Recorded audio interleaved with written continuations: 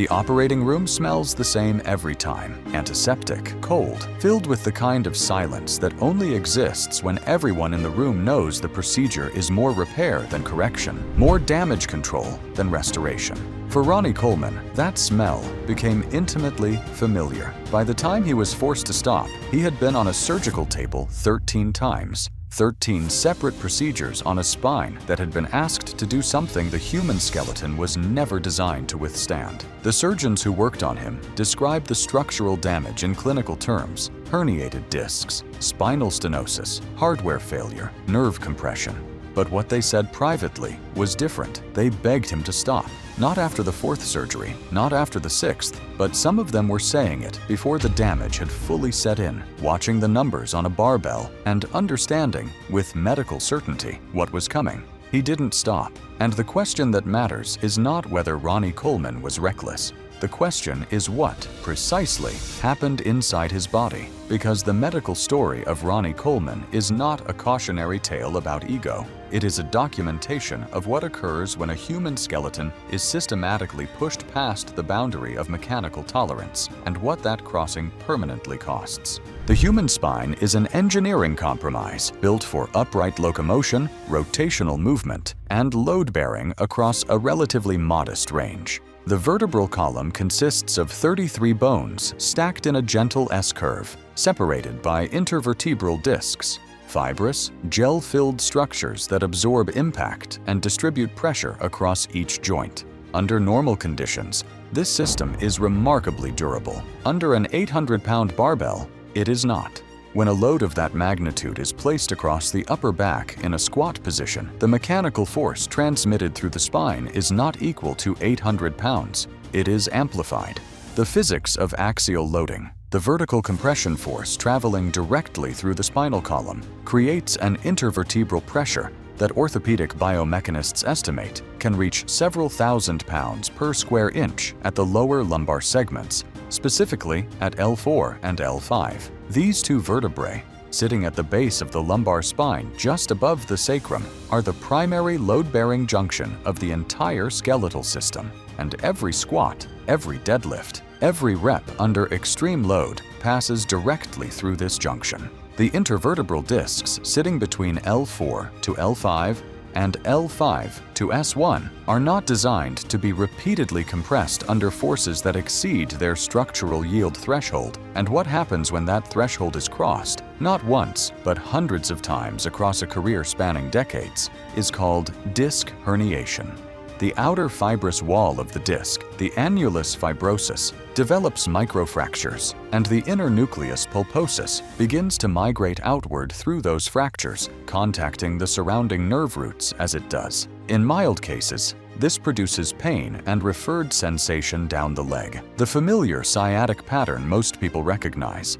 In Ronnie Coleman's case, it produced something far more severe: multi-level disc herniation at the lower lumbar spine, progressive spinal stenosis causing a narrowing of the spinal canal that began physically compressing the neural tissue running through it, and bone spur formation. As the body attempted to stabilize joints, it could no longer hold, together with soft tissue alone.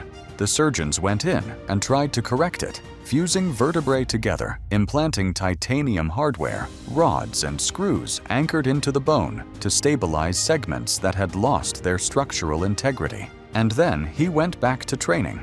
This is the point where the medical case becomes something more complicated than a physics problem. What Ronnie Coleman did after those early surgeries, returning to the gym, continuing to load his compromised spine, operating with a threshold for pain that most clinicians describe as neurologically unusual, was not simply stubbornness. It was the manifestation of a neuromuscular relationship with pain that had been systematically conditioned over decades.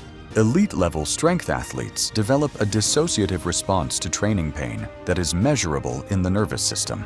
The anterior cingulate cortex is the region of the brain responsible for processing pain's emotional dimension. In individuals who have trained through high-intensity discomfort for extended periods, its activation patterns become measurably altered so that the pain signal still arrives, but the aversive response to it is blunted.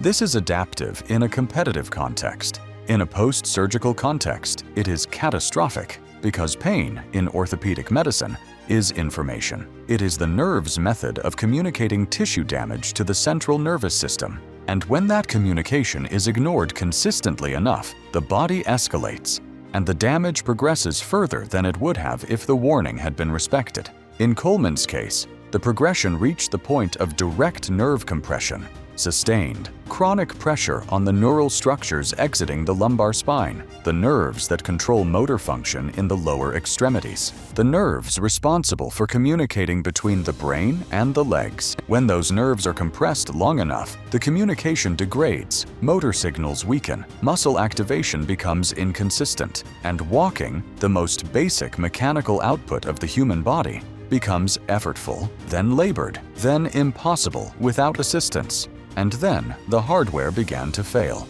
Titanium is not indestructible, and the screws and rods implanted to stabilize Coleman's fused vertebrae were subjected to the same mechanical forces that had destroyed the original tissue. Metal fatigue is a documented phenomenon in orthopedic hardware, the point at which repeated cyclical loading causes a rigid material to fracture. And when the rods in his spine snapped, they did so because the biological environment they were placed into had never been given the conditions necessary to heal around them. Bone fusion requires immobilization and time. Coleman gave it neither. There is another dimension to this case that orthopedic analysis alone cannot fully address. Maintaining 300 pounds of lean muscle mass on a human frame requires a metabolic environment that creates its own systemic stress, entirely independent of the mechanical load on the skeleton. In the competitive bodybuilding era of the 1990s and early 2000s, the caloric architecture required to sustain that level of mass was extreme. 12 to 15 meals per day in some documented cases, protein intake measured in quantities that place sustained pressure on renal filtration, and a chronic anabolic hormonal environment that, depending on the substances involved, generates long-term cardiovascular and endocrine consequences that are only now being fully documented in the medical literature. The systemic inflammation associated with maintaining extreme muscle mass at high body weight is not theoretical. C-reactive protein levels, interleukin-6 markers, and other inflammatory indicators consistently trend elevated in individuals carrying this degree of muscular load, and chronic systemic inflammation accelerates the degradation of connective tissue, impairs the healing response, and directly antagonizes the repair mechanisms that surgical intervention depends on. In plain terms, the same biological environment that built Ronnie Coleman also made it significantly harder for his body to rebuild itself after it broke. The operating table is not a reset, it is a renegotiation. And the terms of that renegotiation depend heavily on the internal environment the patient returns to after the procedure. His internal environment had never been conducive to the kind of recovery those surgeries required. What does any of this mean for someone who will never squat 800 pounds and has no intention of trying? More than people realize, because the principle underlying Coleman's damage is not unique to elite powerlifters. It is universal to every person who has been loading a musculoskeletal system for years without accounting for what that system is accumulating. In orthopedic medicine, there is a framework called mechanical equity, the idea that every joint, every disc, every connective tissue structure has a finite capacity for load absorption over a lifetime, and that each heavy squat, each maximal deadlift, each high-impact session draws from that account. The account does not replenish at the same rate it is drawn from, and there is no notification when the balance runs low. The strategic distinction that sports medicine is now formally building into longevity-focused programming is the difference between annihilation and stimulation, where annihilation means training at the threshold of structural failure, pushing the system to its mechanical limit repeatedly in pursuit of maximum output. And stimulation means training at a level sufficient to trigger the adaptive response, strength, density, neuromuscular efficiency, without generating the compounding mechanical debt that annihilation produces. The aging lifter who chases annihilation at 55, the way they trained at 25, is not building on their history. They are spending what remains of their mechanical equity on diminishing returns.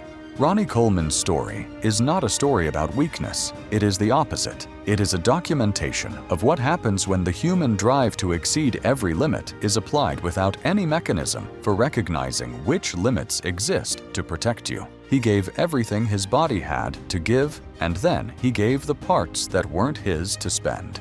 The question worth sitting with is not whether his sacrifice was worth it. The question is whether you understand that the same currency is leaving your account, and whether you know how much you have left.